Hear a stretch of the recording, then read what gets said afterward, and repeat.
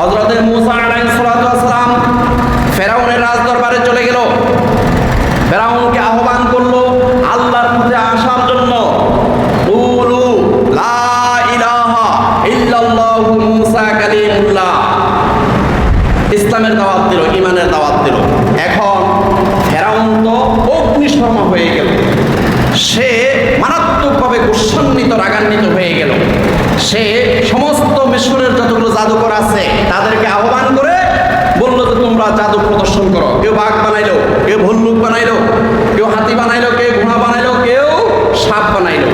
মূসা আলাইহিস সালাম হতবিহ্বল হয়ে গেলেন, উনি একটু ভয় পেয়ে গেলেন।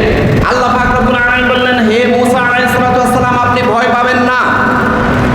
ওয়ামা তিলকা বিয়ামিনিকা ইয়া মূসা ক্বালা হিয়া আসায়া আতাওয়াক্কাউ আলাইহা ওয়া আহুশশু বিহা আলা গনামি ওয়া লিয়া ফিহা মাআরিবু উখরা ক্বালা আলকিহা ইয়া মূসা ফাআলকাহা ফাইযা হিয়া হাইয়াতুন তাসআ ক্বালা খুযহা ওয়া লা তাখাফ সানুঈদুহা সিরাতাহাল উলা। সূরা তাহা আয়াত 17 থেকে 21। আল্লাহ রাব্বুল আলামিন বললেন, ওমা তিলকা বিয়ামিনিকা ইয়া মূসা, হে মূসা আলাইহিস সালাম আপনার ডাইন হাতে এটা কি? মূসা আলাইহিস সালাম বললেন, ক্বালা হিয়া আসায়া, আল্লাহ আমার ডান হাতে এটা হলো আমার লাঠি।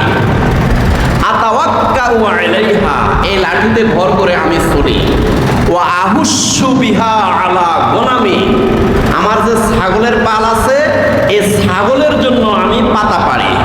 ওয়ালিয়া ফিহা মাআরিবু উখরা, এই লাঠির আরো অন্যান্য অনেক কাজ আছে, বিবিধ কাজ আছে লাঠি।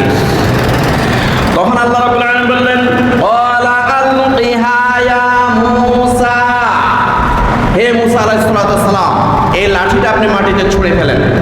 ফাআলকাহা, মূসা আলাইহিস সালাম মাটির মধ্যে লাঠিটা ছুঁড়ে ফেলে দিল।